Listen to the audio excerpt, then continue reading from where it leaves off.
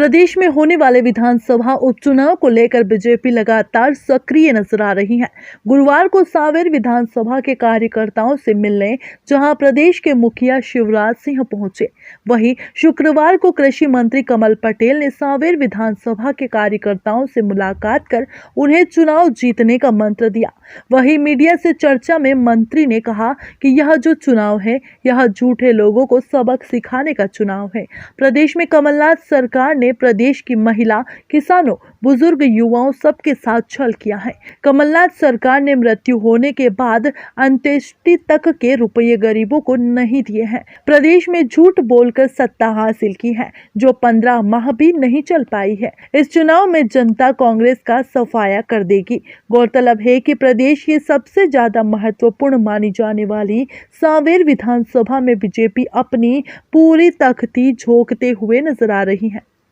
और कांग्रेस की स्थिति क्या हो गई? कांग्रेस के प्रदेश अध्यक्ष, पूर्व मुख्यमंत्री और नेता प्रतिपक्ष कमलनाथ के ऊपर जनता का विश्वास तो उठ ही गया, कांग्रेस के कार्यकर्ताओं का विश्वास भी उठ गया, कांग्रेस के नेताओं का विश्वास भी उठ गया। ये मंत्री थे, मुख्यमंत्री के मंत्री तो दाहिने हाथ होते ना, लेकिन 6 मंत्रियों ने इस्तीफा दिया। क्यों दिया? कोई मंत्री पद से इस्तीफा नहीं देता आजकल, वार्ड के मेंबर से इस्तीफा नहीं देता, किसी समिति का अध्यक्ष बन जाए तो इस्तीफा नहीं देता। लेकिन महत्वपूर्ण विभागों के मंत्री होकर इस्तीफे इसलिए दिए क्योंकि जो जनता से वादा किया था, वचन दिया था इन लोगों ने, वो पूरा नहीं किया। तो जनता के बीच में ये बोले जाएंगे कैसे?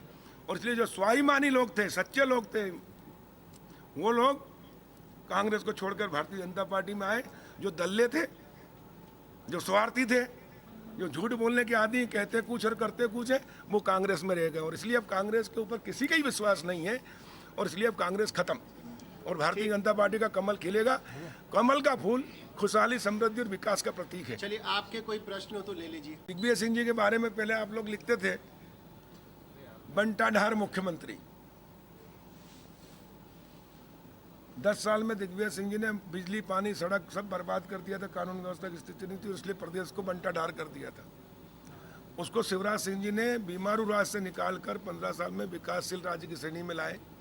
जहाँ 2990 मेगावाट बिजली थी 2003 में जब हमको सरकार मिली थी, शिवराज सिंह जी के नेतृत्व में हमने 18,000 मेगावाट बिजली का उत्पादन किया और सरप्लस बिजली कर दी, 24 घंटे बिजली दे रहे हैं।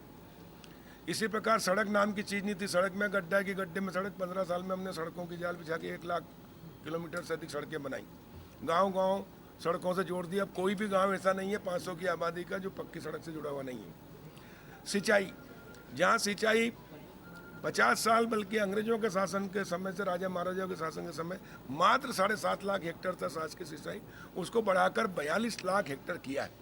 अभी हम 50 लाख हेक्टेयर कर देंगे। तो ये जो विकास है, उस विकास को कमलनाथ जी ने आने के बाद में अवरुद्ध कर दिया। चुनाव के पहले इन्होंने क्या कहा था, राहुल गांधी ने, सबने 10 दिन में अगर 2 लाख का कर्जा सभी किसानों को माफ नहीं हुआ तो 11वें दिन मुख्यमंत्री बदल जाएगा, वो करेगा, कहा था ना। लेकिन 15 महीने तक किसानों का कर्जा माफ नहीं हुआ, लेकिन मुख्यमंत्री नहीं बदला। और इसलिए जो काम राहुल गांधी नहीं कर पाए, वो माननीय ज्योतिरादित्य सिंधिया जी ने किया, और इसलिए मैं उनका अभिनंदन करता हूं। राहुल गांधी जी ने तो थूक के चाटा, लेकिन सिंधिया जी ने वो करके दिखाया, और उसके कारण मध्य प्रदेश में सत्ता का परिवर्तन हुआ। मध्य प्रदेश को 15 महीने में लूटा था कांग्रेस के, कमलनाथ के नेतृत्व में कांग्रेसियों ने। और मैं जिक्र किया कि ढोर चराव ये सब ने बातें की। कल जो है रिपोर्ट आई है स्किल इंडिया की, उसमें मध्य प्रदेश जो है टॉप 10 लिस्ट में से बाहर है रोजगार के मामले में। यहाँ के लड़के जो है, स्टूडेंट जो है, छात्र जो है, उनको रोजगार नहीं मिल रहा है। उसके बारे में क्या कहेंगे?